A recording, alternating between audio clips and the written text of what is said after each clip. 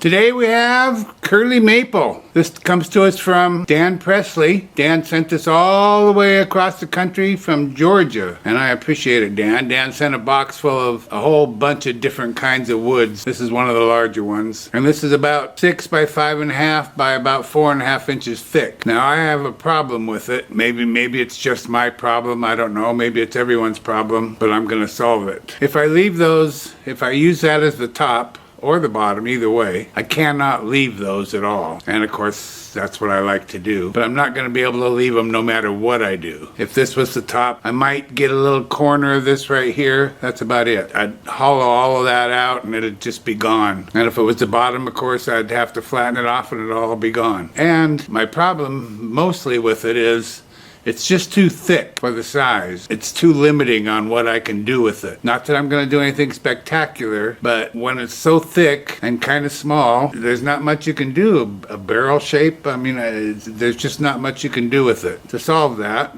and also one other thing, usually when you have these little pokey parts, you've got some nice figured grain underneath, but it doesn't go very deep. So I'm going to take this to the bandsaw. Going to set it on my bandsaw table like this part against the fence, and I'm going to cut about 1 inch off of here, and I'm going to save that part with those pokey parts, and that will become a small tray one day. By not hollowing it out too much at that time, we should be able to see the grain that's under there. So I'm going to go do that. I'll see you over here at the bandsaw. Oh wait, good morning, good afternoon, good evening, as we like to say here at Shady Acres Wood Shop. Howdy, now I'm on my way to the bandsaw.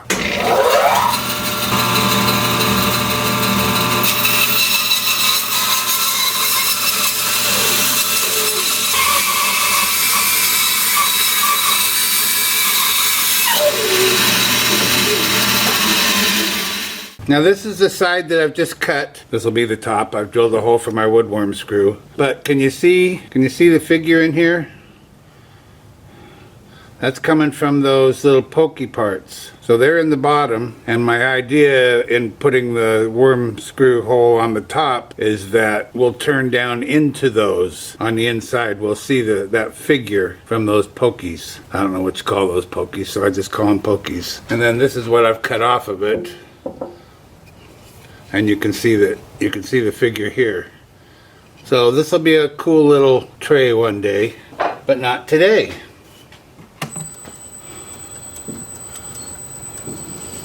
And Dan had a story about this wood. He got it from his neighbor who had a tree, I guess, blown over in his yard. And so he started cutting it up into firewood. And his wife said, "Do you know what kind of wood that is?" And he said, "No." And she said, "Well, it's curly maple." And so he stopped cutting it into firewood. And he called Dan, who was the woodworker at that time. Now he does some turning as well. And he said, "Do you want some curly maple?" And Dan, of course, said, "Yes, I do." So that's how this came into Dan's hands, because the neighbor's wife knew her wood. And you can see some nice grain in here as well. So this should be plain round bowl with some nice figure in it. That's my goal. But that goal is going to start tomorrow, I hope. The wind is starting to whip up again. I cannot believe it. And it's supposed to blow for 2 days. So I'm hoping I'll have power, but it's late in the day now. It's 4:30. It'll be dark here in about 10 or 15 minutes. Anyway, so that's tomorrow. I got it all mounted up. That's my favorite thing to do, is walk out here and have a piece of wood ready to rock. And that's what we're going to do tomorrow. So have a great evening. See ya. It's a new day and we're excited. We're going to be turning at 690 RPM. 5/8 inch bowl gouge, mask and face shield on.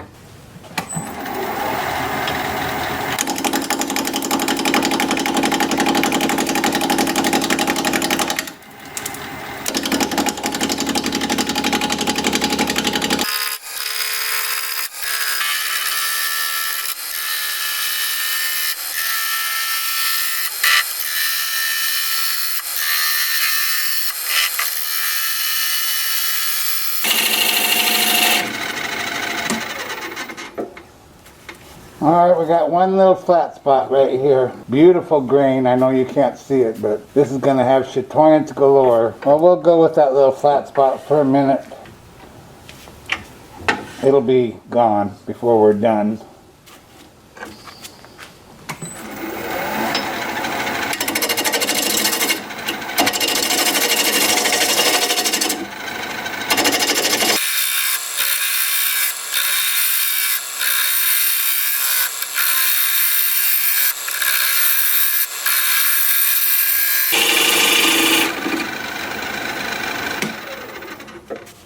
We'll stop there for a minute and flatten off the bottom, lay out for a recess.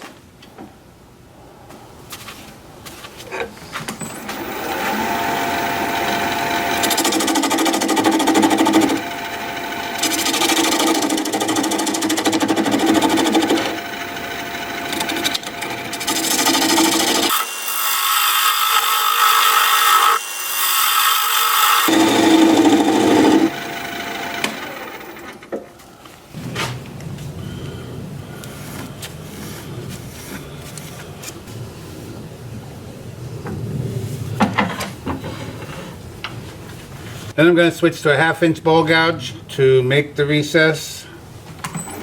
Now turn the speed up to 1000 RPM.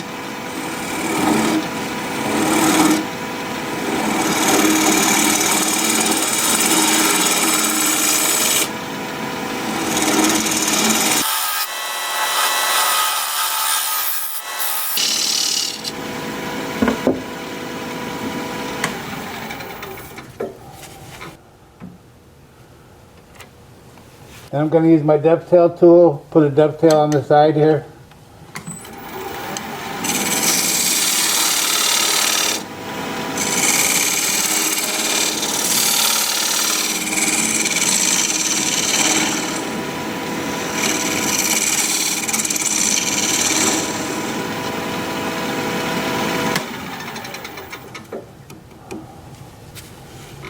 And that's good. Now we can go back over here to the side and finish up our profile. And I'll just stick with the 1/2 inch bowl gouge for that.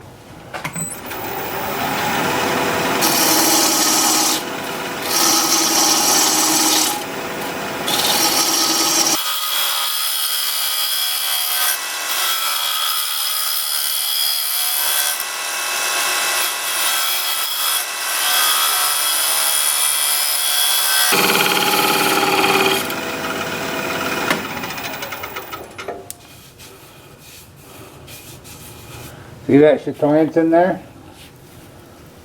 Nice. Oh, but I still have my flat spot. Dang it. Thought I was done.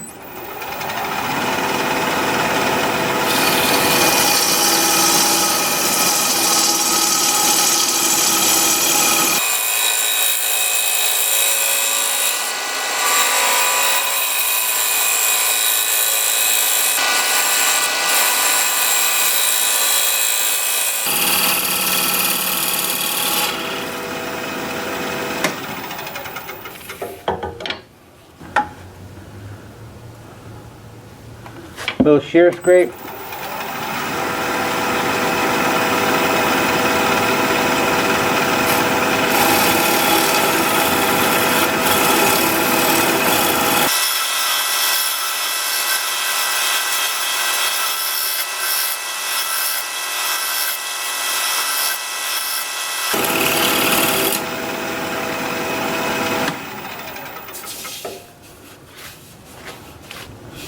All right. Yeah, that's amazing. Amazing grain. Okay, time for sanding. Well, I forgot I want to bevel this edge, so I'm going to do that first.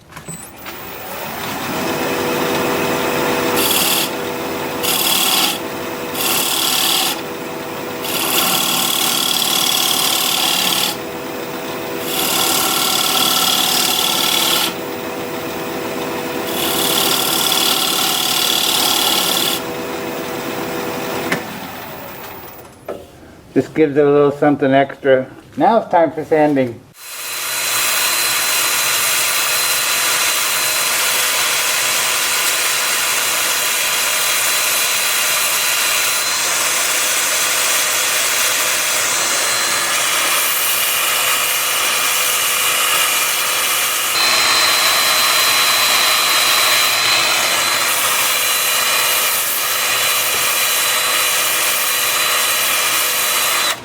I have the lathe spinning in reverse at 270 RPM.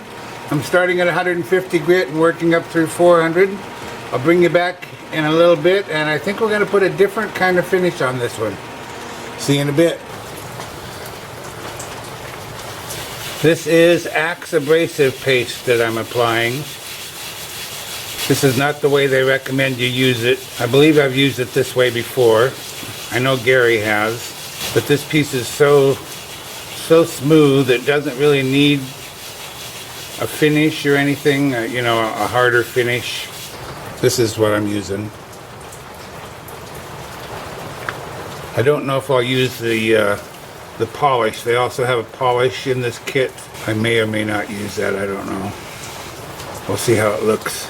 And it has abrasive in it. Maybe you can hear it. Well, you probably can't hear it over the rain. Sounds a little like sandpaper.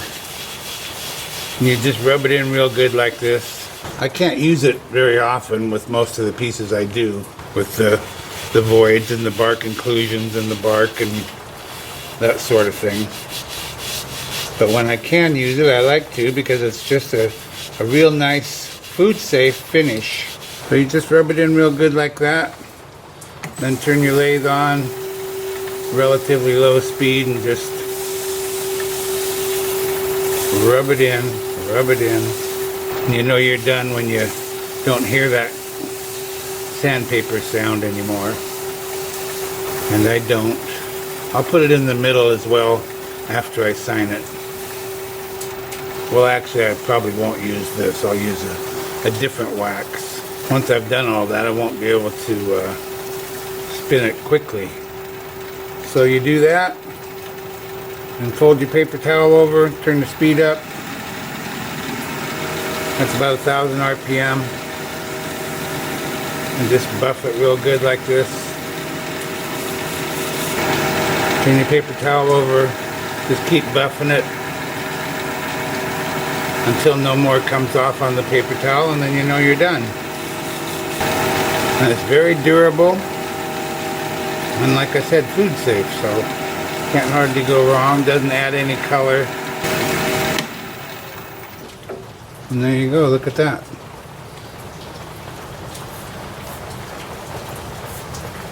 Quick and easy.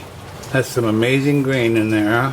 Alright, so I'm going to let that set up for a bit, because if you touch it too soon before it's fully dry, you can leave fingerprints. They're easily wiped off, but who wants fingerprints?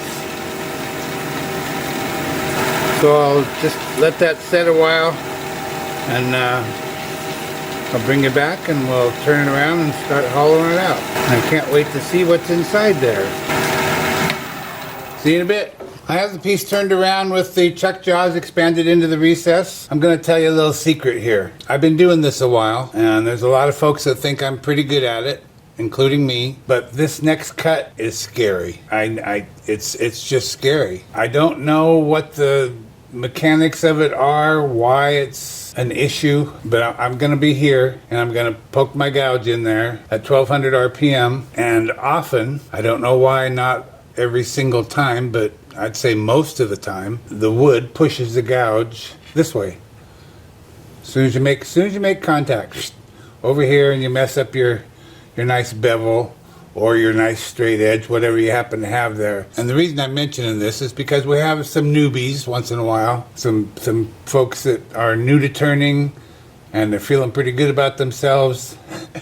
And so when you get ready to make this cut the first time, be aware that this is scary. Not because you're going to get hurt, but because you're going to ruin the piece. Well, you're not really going to ruin it. You're going to think you ruined it. If I ruin this edge over here, I can still fix it. And if you ruin your edge, you can still fix it.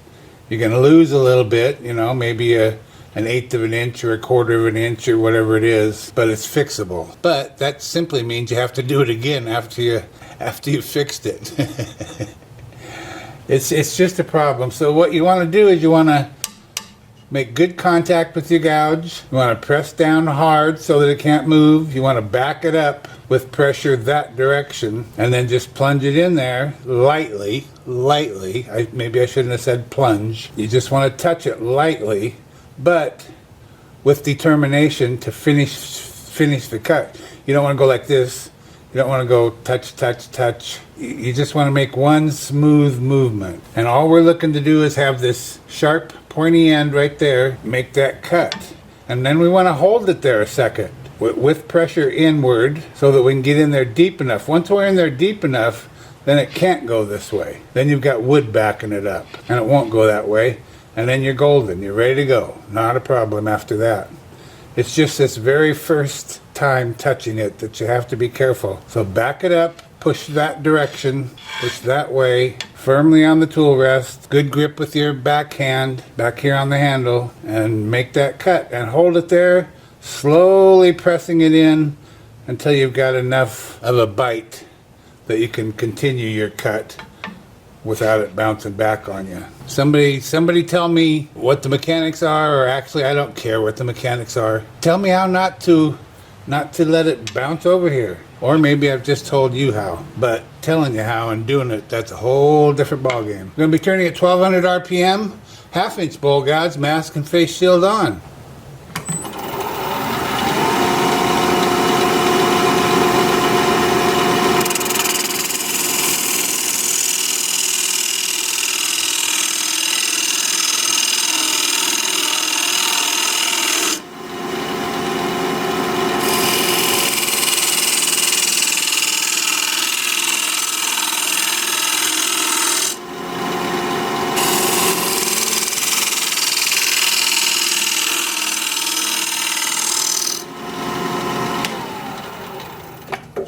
Okay, so that looked easy, right?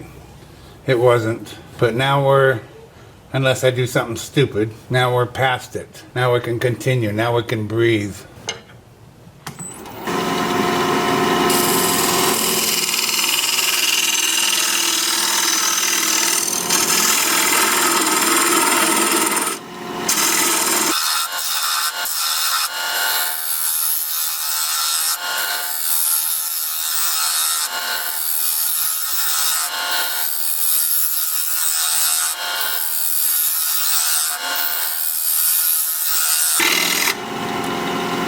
Gear scrape.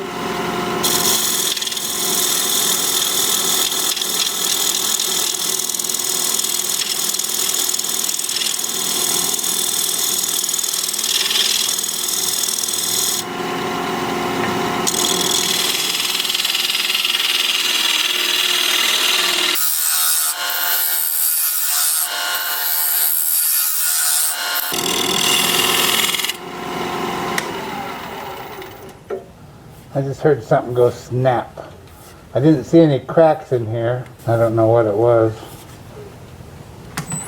Don't see anything.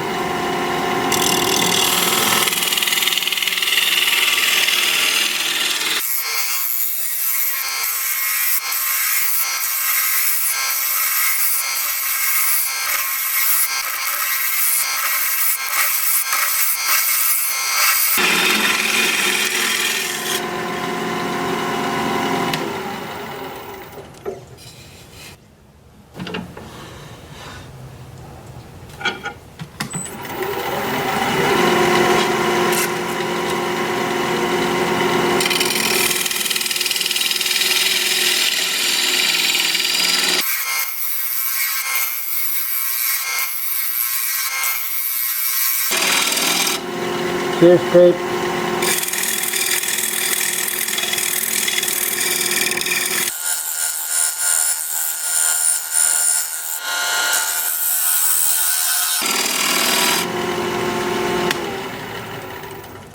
And I'm going to go sharpen up. I guess I feel like I'm in a teaching mood today, and I don't consider myself a teacher. To make these cuts that we've been making, while the piece isn't spinning, much like now, put your gouge up here with the bevel only, just the bevel, touching, not the point.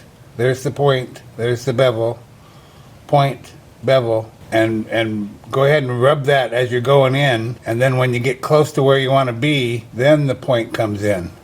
Then I'm swinging my handle towards you, to my right, to make that point make contact. Right now it's not.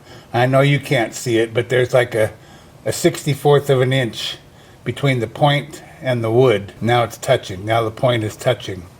Right there. Here it's not. Here it is.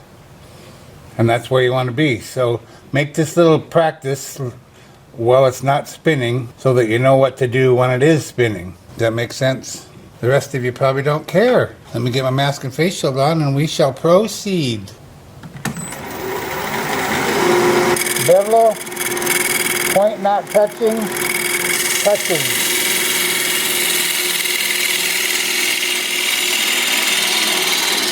Bevel, point not touching, touching.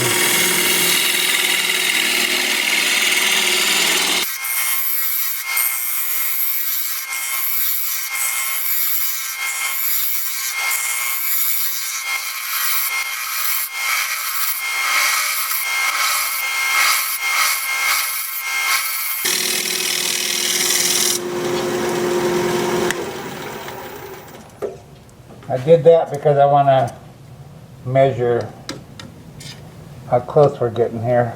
About 3/8 of an inch. This should be about 3/16.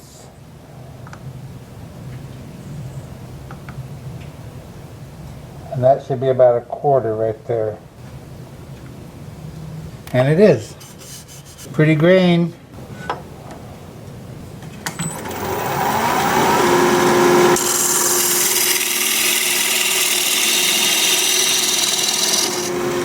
Shear scrape.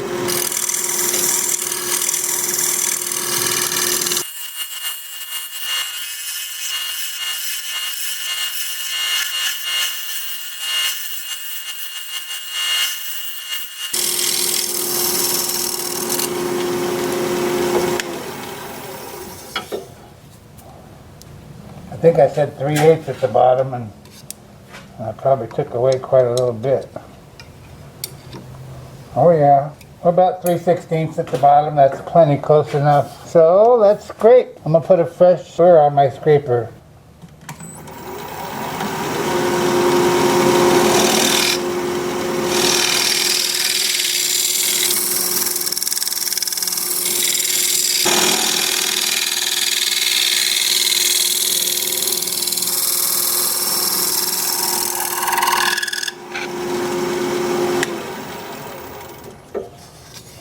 Alright, we done did it. Time for sanding.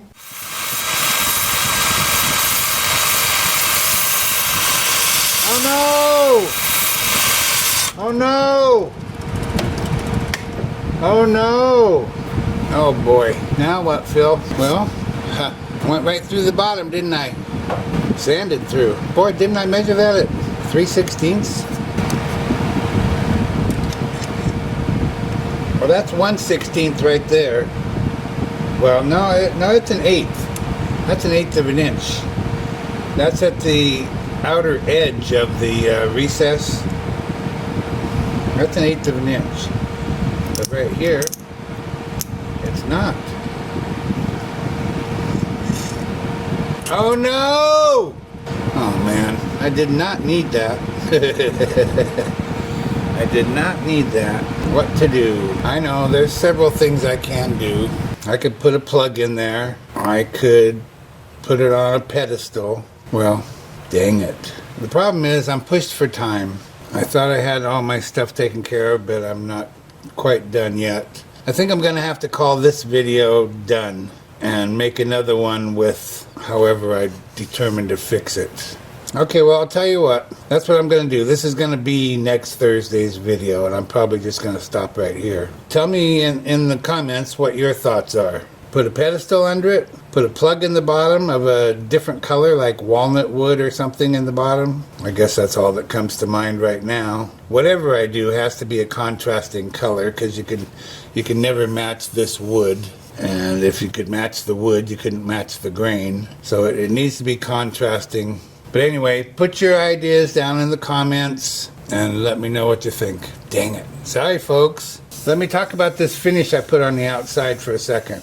I'm impressed. I believe I've done it before. I know, like I said, I know Gary's done it. It's very, very smooth out here, but it's way harder than when I use feed and wax. Feed and wax is super smooth, but I often refer to it as soft. This is not soft. This is like a hard finish on the outside. I'm glad. I'm glad about that. I'm not glad about that. Okay, anyway, it's a nice finish. I don't know what I'm going to do. This is for next week, so by the time you see it, maybe it'll be fixed, or maybe it'll be for another day, or I don't know, but thanks for watching. What a pain. Dang it. How could that happen? I don't know.